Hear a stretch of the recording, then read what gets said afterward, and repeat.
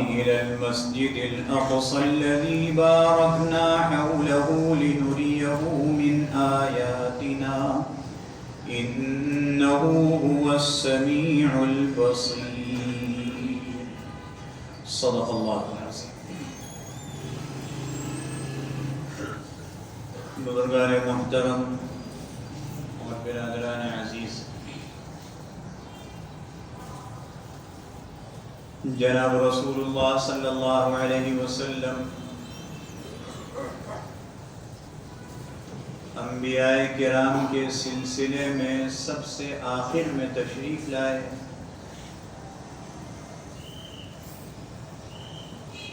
آپ سے پہلے انبیاء علیہ السلام کی نبوت کا دائرہ محدود تھا.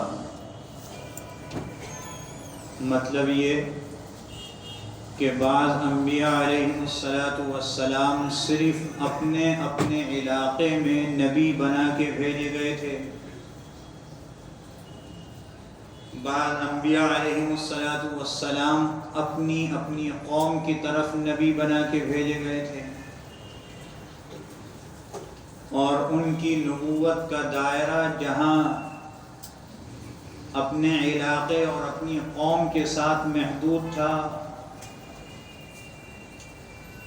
وہیں اس کا وقت بھی محدود تھا کہ ایک نبی جب دنیا سے تشریف لے گئے اس کے بعد ان کی نبوت ختم ہو گئی. اور جناب نبی کریم صلی اللہ علیہ وسلم کی نبوت کا دائرہ غیر محدود ہے. آپ کی نبوت کا دائرہ صرف آپ کی قوم کی طرف نہیں ہے، بلکہ دنیا کی جتنی بھی قومیں ہیں، جس علاقے میں ہیں، جس ملک میں ہیں، سب کے لیے آپ نبی اور رسول بنا کر بھیجے گئے. زمانے کے لحاظ سے آپ کی نبوت کا دائرہ قیامت تک وسیع ہے. آپ دنیا سے تشریف لے گئے، 1431 سال کم و بیش ہو گئے، آپ کی نبوت جاری ہے. جو احکام اس وقت دے گئے تھے وہ آج بھی ہیں 1400 سال کے بعد، اور اس سے کہیں زیادہ دنیا رہ جائے احکام وہی ہوں گے. ہر نبی اور رسول کو اللہ نے کوئی نہ کوئی نشانی بھی دی ہے. جناب نبی کریم صلی اللہ علیہ وسلم سے آپ کی قوم نے مختلف اوقات میں نشانیاں اپنی خواہش کے مطابق طلب کی ہیں. اگر آپ اللہ کے نبی اور رسول ہیں تو فلانی نشانی دکھلائیے، ہم آپ کو نبی مان لیں. اور اللہ رب العزت کی مہربانی پر قربان جائیے، اللہ نے بالعموم کسی کی خواہش کے مطابق نشانی عطا نہیں فرمائی.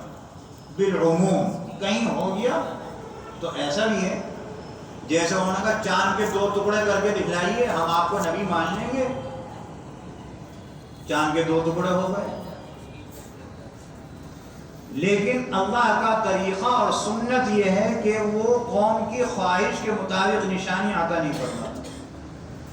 یہ اس کی مہربانی ہے، اور مہربانی اس وجہ سے ہے کہ اگر اس کی خواہش کے مطابق نشانی دے دی اور پھر انہوں نے نہیں مانا تو اللہ کا طریقہ اور سنت یہ ہے کہ جنہوں نے خواہش کی تھی سب کو ہلاک کر دو، سب پر عذاب نازل کر دو.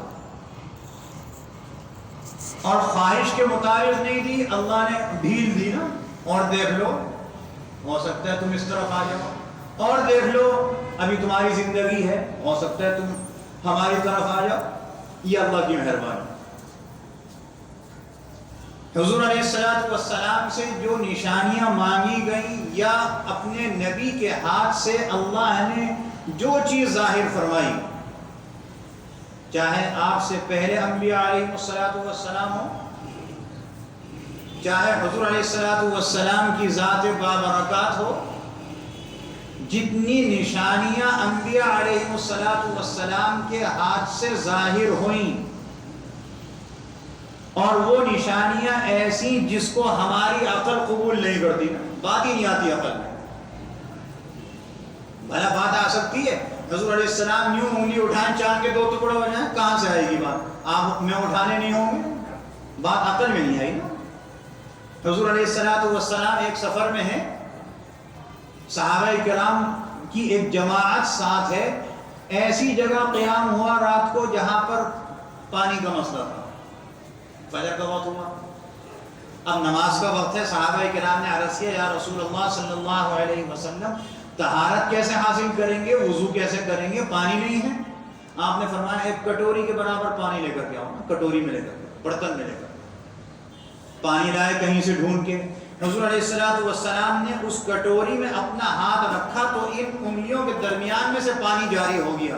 عقل میں بات نہیں آتی نا، نشانی ہے۔ حضور علیہ السلام کی ایک صحابی نے دعوت کی، حضور علیہ السلام کے پیٹ مبارک پر بھوک کی وجہ سے، پتھر بنے ہوئے، بھوک کی کتنی شدت ہوگی کہ اس شدت کی وجہ سے کمر جھک رہی ہوگی، پیٹ پہ پتھر باندھتے ہیں کمر سیدھی ہو جاتی ہے، زیادہ بھوک تھی 2 پتھر باندھے آپ نے غزوہ خندق۔ ایک صحابی نے دیکھ لیا، گھر گیا، پوچھا کچھ ہے کھانے کو؟ انہوں نے کہا ایک بکری کا بچہ ہے۔ بیوی نے کہا بکری کا بچہ ہے، کہنے لگے اس کو ذبح کرو، پکاؤ، میں حضور علیہ السلام کو کہہ کے آتا ہوں۔ پہنچے، یا رسول اللہ صلی اللہ علیہ وسلم کھانا گھر پہ کھا لیجئے اور دیکھیے بس اتنا سا ہے کھانا، زیادہ نہیں ہے۔ آپ نے فرمایا ٹھیک ہے۔ جتنے بیٹھے تھے صحابہ وہاں پر آپ کی مسجد میں، فرمایا کہ ان کے گھر پہ کھانا کھانا ہے۔ پریشان ہو گئے، یہ کیا ہوا؟ جا کے اپنی بیوی سے کہا کہ ایسا ایسا ہوا ہے۔ بیوی بھی صحابیہ تھی نا، تربیت یافتہ تھی رسول اللہ صلی اللہ علیہ وسلم کی۔ کہنے لگی تو حضور کو بتلایا؟ ہاں بتلایا۔ کیا کہا؟ انہوں نے کہا سب سے کہہ دیا۔ کہتے کہ وہ جانے، ان کا اللہ جانے، ہم نے کھانا پکا لیا۔ حضور علیہ السلام نے ان سے فرمایا جب تک میں تمہارے گھر نہ پہنچوں اس پتیلی کو کھولنا نہیں، پک گیا نا، ڈھکا ہوا، بڑھ ڈھکے رہیں گے نا، روٹی اگر کسی میں ہے کھولنا نہیں، میں آؤں گا اپنے پاس رکھ لوں گا۔ حضور علیہ السلام ڈھکنا اٹھاتے ہیں، سب کو دے رہے ہیں، سب کو دے رہے ہیں، روٹی بھی دے رہے ہیں، ہاتھ ڈالتے ہیں روٹی دے دیتے ہیں۔ وہ صحابی فرماتے ہیں جتنی جماعت صحابہ کی آئی تھی سب نے کھا لیا، حضور نے کھا لیا، ہم سب گھر والوں نے کھا لیا، بعد میں پتیلی دیکھی سالن اتنا ہی ہے۔ کیا ہے یہ؟ نشانی ہے نا، عقل میں تو نہیں آئی۔ اس کو کہتے ہیں معجزہ۔ معجزہ کا مطلب یہ ہے اگر ہم وہ کام کریں تو عاجز آ جائیں، ہمارے ہاتھ سے نہیں ہوگا۔ معجزہ اس بات کو کہتے ہیں اگر اس کام کے پیچھے ہم لگ جائیں کرنے کو، تھک جائیں گے، نہیں کر سکتے، تھکا دینے والی چیز معجزہ۔ اور نبی کے ہاتھ سے بھی اللہ کراتا ہے، نبی اپنے اختیار سے نہیں کرتا، اس کو کہتے ہیں معجزہ۔ معجزے کا جو انکار کر دے دائرہ اسلام سے خارج ہو جاتا ہے، یہ حکم ہے اس کا، معجزے کا انکار نہیں۔ شیخ الاسلام حافظ ابن تیمیہ رحمۃ اللہ علیہ فرماتے ہیں کہ حضور علیہ السلام کے ہاتھ سے اللہ تعالیٰ نے 1000 سے زیادہ معجزے دکھائے ہیں، 1000 سے زیادہ۔ اچھا یہ معجزہ تھا کہ انگلیوں کے درمیان سے پانی نکلا، ایک وقت تھا ختم ہو گیا، سالن کم تھا، آپ پہنچے، آپ نے سب کو دیا، سب نے کھا لیا، ایک وقت ہوا ختم ہو گیا۔ چاند کے 2 ٹکڑے ہوئے، ایک وقت میں ہوئے تھے، ختم ہو گئے، دوبارہ تو نہیں ہو رہا۔ حضور علیہ السلام کو اللہ نے 2 معجزے ایسے عطا فرمائے جو ہمیشہ زندہ رہیں گے، برابر ہو رہا ہے وہ معجزے۔ ایک قرآن مجید جیسا اللہ نے تلاوت فرمائی، جبریل امین نے سنی، سننے کے بعد آ کر حضور علیہ السلام کے سامنے تلاوت کی، آپ نے ان کو سن کر یاد کر لیا، صحابہ کرام کو بتلایا، صحابہ کرام نے آگے بتلایا، انہوں نے آگے بتلایا، انہوں نے آگے بتلایا، ہم تک پہنچ گیا۔ حضور علیہ السلام پر جیسے جبریل امین اللہ سے سن کر ایک چیز لائے تھے، آج بھی ویسے ہی ہے، تبدیلی نہیں ہوئی، سب اسی طرح پڑھ رہے ہیں۔ حتیٰ کہ قرآن مجید کے الفاظ کا لکھنا یہ بھی ویسے ہی ہے جیسے اللہ نے نازل فرمایا۔ مثال دیتا ہوں میں، عالمین سورہ فاتحہ میں رب العالمین، عین کے اوپر کھڑا زبر بنا ہوا ہے، اگر اس کو چاہیں تو عین الف زبر آ کے ساتھ بھی لکھ سکتے ہیں، پڑھا اسی طرح جائے گا، کھڑا زبر الف کے برابر ہے، لیکن چونکہ اللہ نے جیسا نازل فرمایا تھا اس میں عین کے اوپر کھڑا زبر ہے تو وہ کھڑا زبر ہی لکھیں گے، اس کو لکھنا اسی طرح پڑے گا، الف کے ساتھ نہیں لکھ سکتے۔ تو زندہ معجزہ ہے نا، جنت میں بھی کام آئے گا، جنت میں بھی کام آئے گا۔ دعا کیجیے اللہ ہمیں جنت میں بلا حساب کتاب داخل فرما دے اور اس زندہ معجزے کو ہمارے لیے وہاں کارآمد بنا دے۔ بڑے خوش نصیب ہیں وہ لوگ جن کے دلوں میں اللہ نے قرآن مجید کو محفوظ فرمایا ہے، وہ اپنے آپ کو یہ سمجھتے ہوں گے دنیا میں دیکھ کر کہ دوسرا ایسا ہم سے اونچا نہیں، اونچا وہی ہے جس کو اللہ یہ کہے گا جنت میں تمہیں قرآن یاد ہے؟ جی اللہ یاد تو ہے، لوگ تو حافظ کہتے تھے، رمضان میں سناتا تھا، سب چیز تھی۔ اللہ فرمائے گا اچھا چلو جنت کی منزلوں پر چڑھنا شروع کر، لفٹ نہیں ملے گی، جتنے یہاں لفٹوں میں چڑھتے ہیں وہ سارے پیدل چڑھیں گے۔ اللہ فرمائے گا یہ منزلوں کو چڑھنا شروع کرو نا، قرآن شروع کر دو الحمد سے، الحمد کے الف سے شروع کرو، قرآن پڑھتے رہو چڑھتے رہو جنت میں۔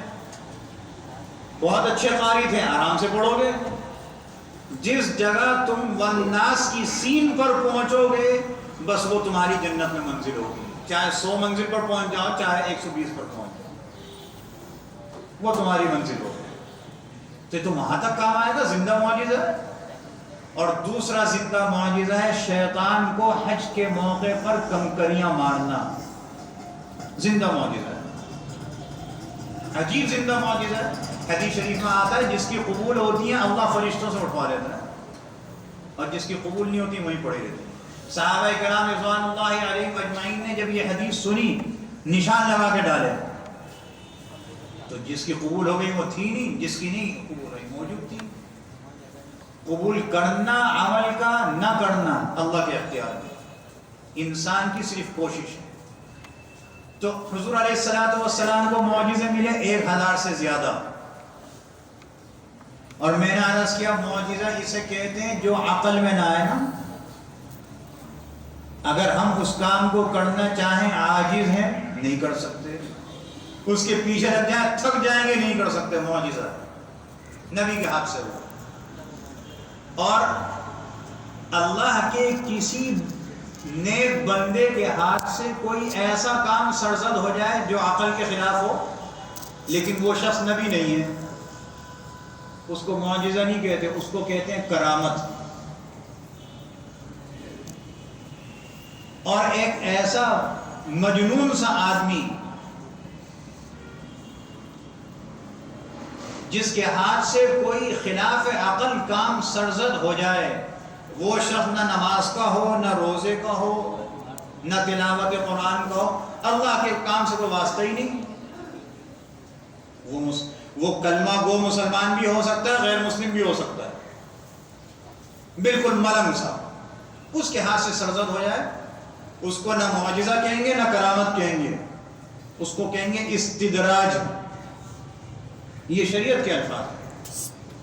تو حضور علیہ السلام کو معجزے عطا فرمائے گئے، ان میں سے ایک معجزہ معراج ہے۔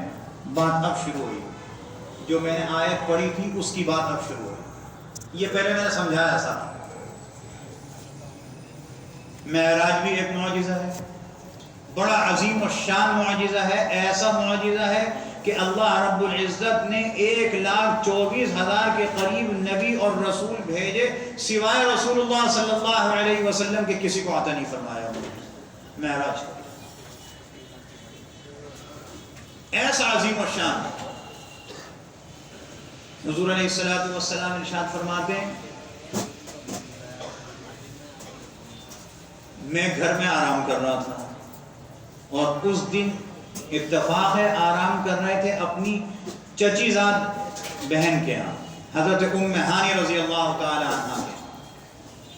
حضور علیہ السلام فرماتے ہیں میں نہ پورا سو رہا تھا نہ پورا جاگ رہا تھا، بین النوم والیقظہ، درمیانی حالت میں تھا، انسان کے ساتھ بھی آتی ہے یہ حالت۔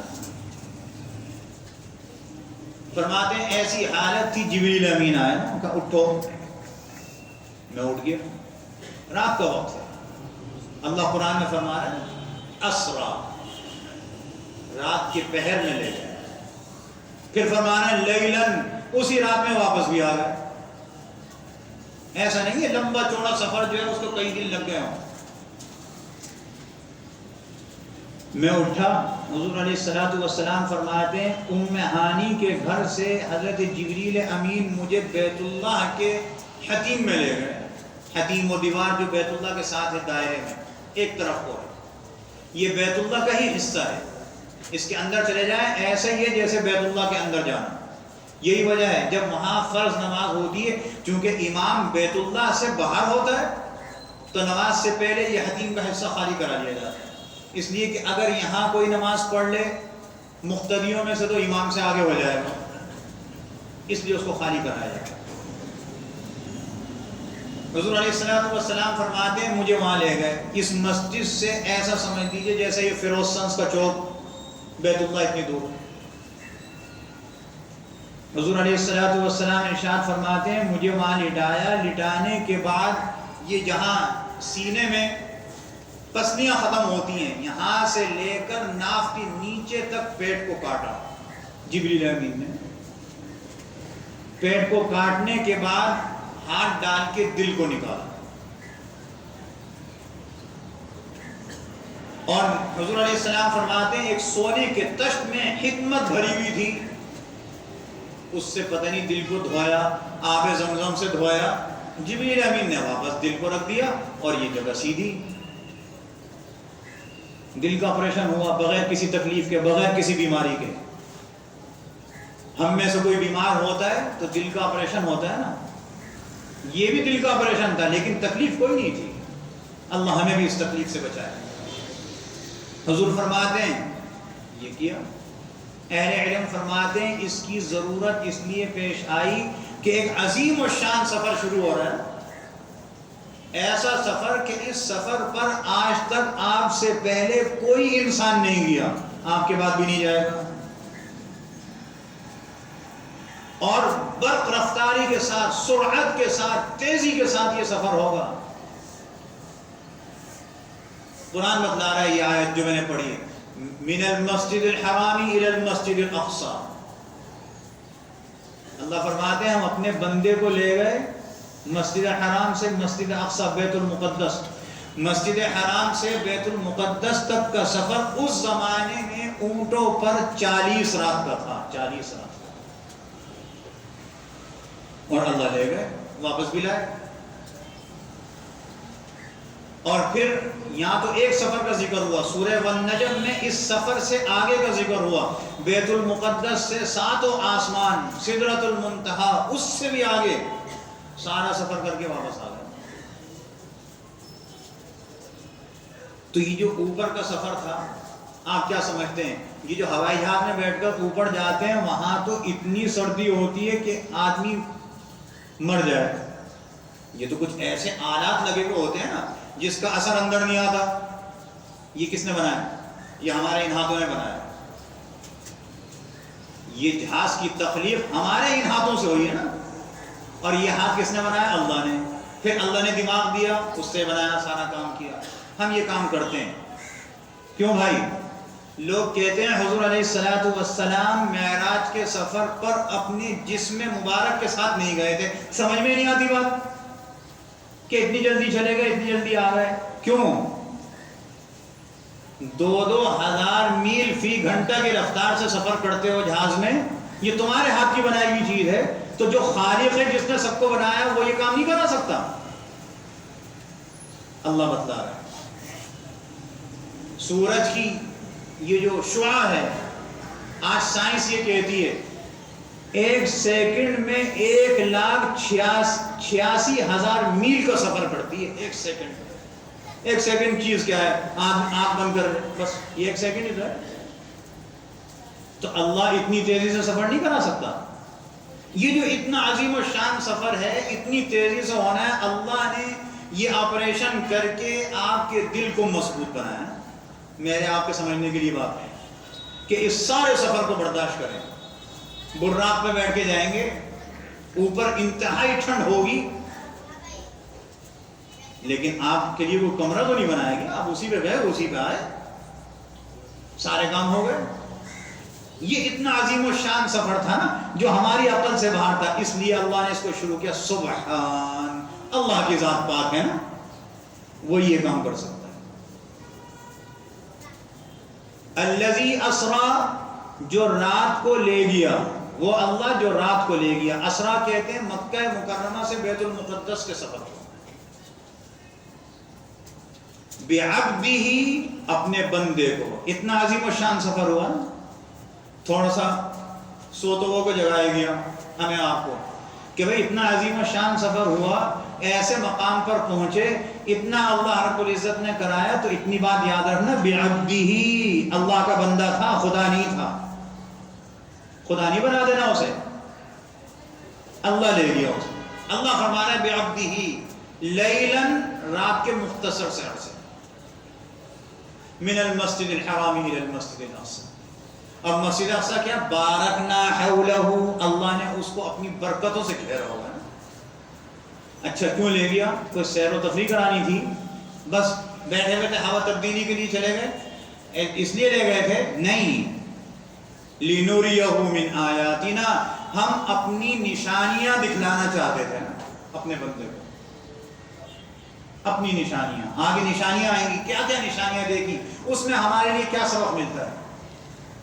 انہ هو السمیع البصیر، بے شک وہی اللہ سنتا ہے، سننے والا ہے، دیکھتا ہے، دیکھنے والا ہے. حضور علیہ السلام فرماتے ہیں کہ پھر جب میرا آپریشن ہو گیا تو مجھے بیت المقدس لے جائے گا. بیت المقدس کس طرح گئے اس کے متعلق انشاءاللہ آئندہ جمعہ میں عرض کیا جائے گا. اللہ رب العزت ہم سب کو یقین کامل کے ساتھ عمل کی توفیق عطا فرمائے. وآخر دعوانا الحمدللہ رب العالمین. سنت